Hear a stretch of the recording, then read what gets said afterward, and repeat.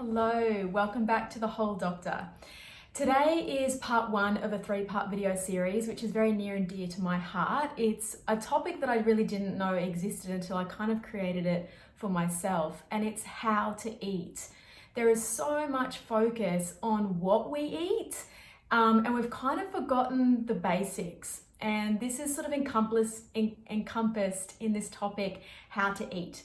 So I'm going to be doing this over 3 weeks or 3 videos, so I can actually include things and not have to rush through some of the content, because it's a lot of gold in this, and it will really hopefully make you think less about the food that you're actually eating and more about the ways in which you're eating it, and I won't get too much more into detail. So I want to present this almost like a meal. So week 1 is going to be the entree. So it's sort of the pre-work before you're actually going to be eating.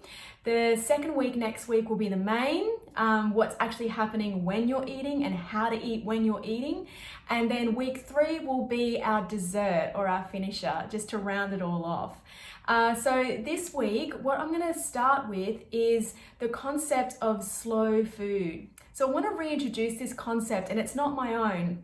Interestingly, a lot of people think that the slow food movement is actually something that has happened relatively recently, but it really isn't. It was actually started by an Italian, Carlo Petrini, back in 1986 in Italy.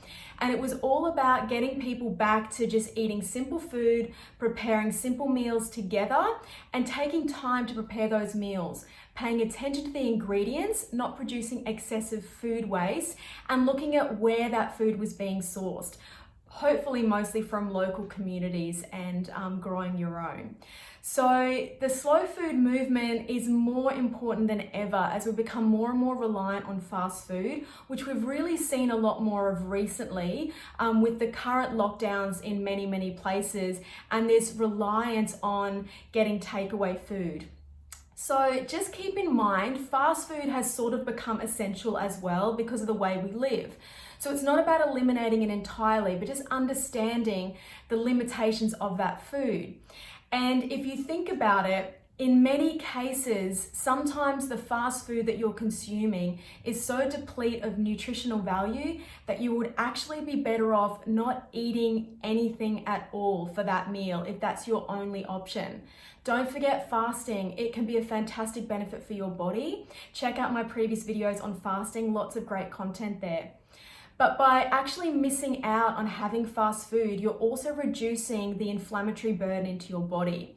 So when we eat highly processed fast food, it will increase inflammatory markers within our body, and also the nutritional value just isn't there. So not a lot of point in actually going down that road. But look, it's fun, and food enjoyment is very important. Just look at how often you might be having fast food or processed food that you're sort of grabbing and going. This also gets back to growing your own food, and I know this is not possible for a lot of us. I actually used to live in a house with a backyard. I had some veggie patches. I actually used to compost my dog poo. I had like a worm farm. So I really kind of delved into that. I had a couple of citrus trees that sort of sometimes did well and sometimes didn't. But you don't really need a lot of space. There is some great inspiration online of growing food on balconies, you know, even just something as simple as just getting some herbs. It's a great start, and it really reestablishes this essential connection that we need to get back with our food and what we're putting into our bodies. And when you've grown something, you have so much more reverence for what has gone into producing that food. You're less likely to waste it.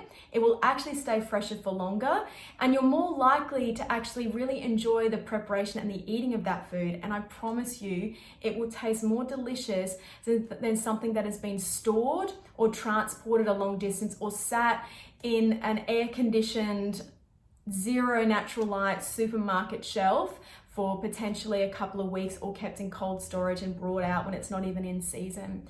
So have a go at growing your own food. One of my favorites that I actually didn't expect to be fun to grow is potatoes, and it's super easy. I might actually do a video in future on how to grow your own potatoes. It's getting into the right weather here in Australia with it cooling down, so it's optimal, and you can grow potatoes literally in a pot. It is so straightforward.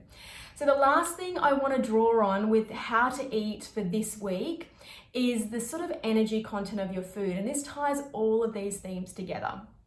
When you have grown something yourself, or it's locally sourced and it's not fast and it's been cooked slow and with love and attention and care, there is an energy that goes into that food. Yes, the doctor is going woo-woo. There is energy in everything. Just because we don't have the technology necessarily to measure energy does not mean that it doesn't exist. We're so obsessed with science and evidence, but we need to let some of that go.